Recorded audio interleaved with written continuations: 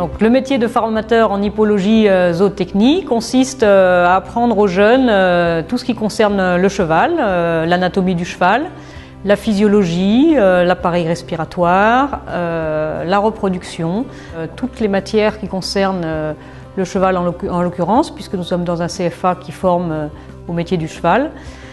À partir des formations CAP jusqu'au BTS, donc ça part du métier de l'AD jusqu'au métier d'éleveur. Les journées types ne sont pas tellement types en fait, les journées ne se ressemblent pas du tout puisqu'il y a plusieurs parties, toute une partie axée sur l'enseignement en salle, avec toute la manière dont fonctionne le cheval, de l'extérieur et aussi de l'intérieur. Puis toute une partie sur le terrain qui consiste à aider les jeunes à manipuler les chevaux.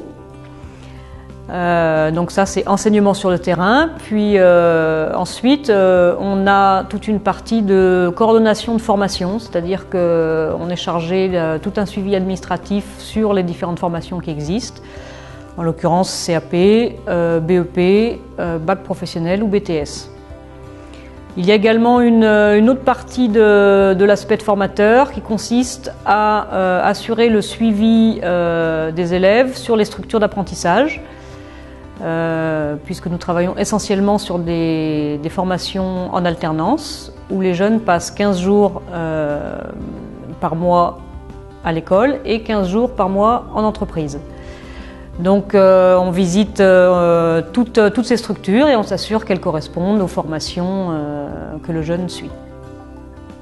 Alors mon parcours professionnel est un petit peu atypique. J'ai commencé ma carrière sur un aspect plutôt sportif, donc dans les sports équestres, en ayant la chance de travailler dans des écuries de haut niveau, des bonnes écuries françaises, donc en France mais aussi à l'étranger, en Espagne et au Brésil. Avant de me tourner vers l'enseignement, vers la formation de moniteur d'équitation dans un premier temps, puis la formation que je fais actuellement, donc depuis 4 ans, dans des écoles spécialisées. En ce qui concerne le cursus scolaire, donc après un bac, j'ai commencé par passer un BES 1 qui est un diplôme de moniteur d'équitation. Puis un BES 2 qui est le diplôme d'instructeur qui sert donc à former les moniteurs et une licence de gestion et management des activités de la filière cheval que j'ai passée à Alençon. Au niveau des projets d'avenir, c'est vrai que ce métier est assez récent encore pour moi. Par la suite, l'idéal serait de jumeler éventuellement une autre passion qui est la passion des voyages avec le fait peut-être d'exporter un système de formation assez performant en France au niveau équestre et pouvoir peut-être en faire profiter quelques pays émergents. Les qualités pour se lancer dans un tel métier sont d'abord de manière primordiale la passion de l'animal, la passion des chevaux. Ensuite, la patience et l'envie de transmettre, puisque c'est quelque chose qui n'est jamais vraiment acquis, qui dépend vraiment d'un public que l'on a en face de soi.